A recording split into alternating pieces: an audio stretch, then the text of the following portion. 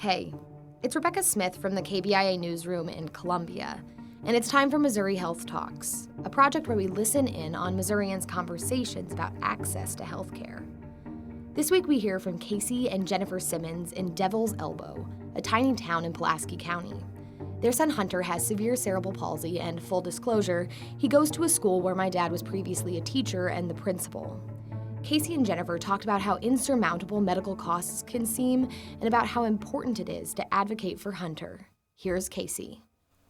We were made aware of some of the benefits that are out there in Missouri early on, but because we both, at that time, we both worked and neither one of us had great paying salary jobs, but they were full-time jobs, and we made too much money for us to qualify, or for Hunter to qualify for Medicaid. So we were told early on that there was this thing called a Sarah Lopez waiver, which was basically there was limited number of slots for kids that kind of fell into that criteria, to where parents made above a certain amount, but their medical needs were such that they could still qualify for the benefits of Medicaid plus other services.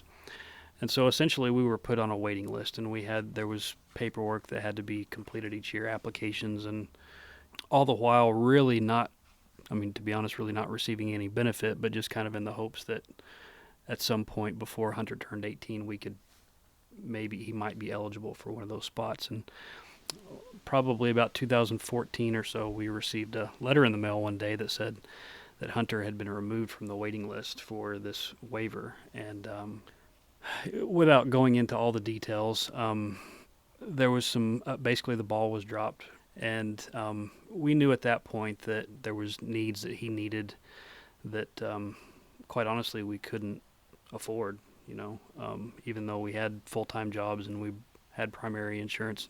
I guess we kind of stepped up our advocacy for him kind of to the next level.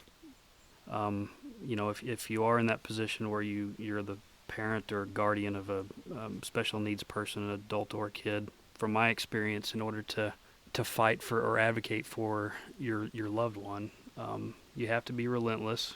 You have to be... Which I think is wrong. Well, it is wrong, but because, that's the way it is. You already are lacking energy because of your daily struggles and taking care of your child, and then it's like you have to fight all these fights that it just almost seems like they make it hard on purpose.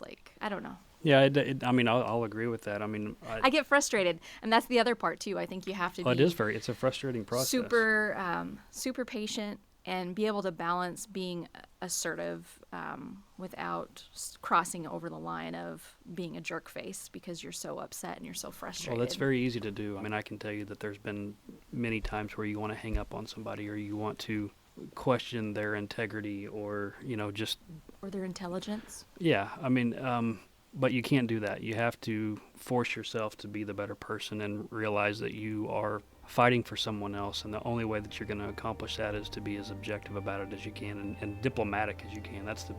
I guess that's a good word for it, is you have to be a diplomat. That was Jennifer and Casey Simmons, who were once told they should get a divorce to qualify for Medicaid. They didn't, speaking about the importance of advocating for your disabled loved ones. That's it for this week's Missouri Health Talks. Tune in next week for more conversations from throughout the state about health and access. I'm Rebecca Smith. Thanks for listening.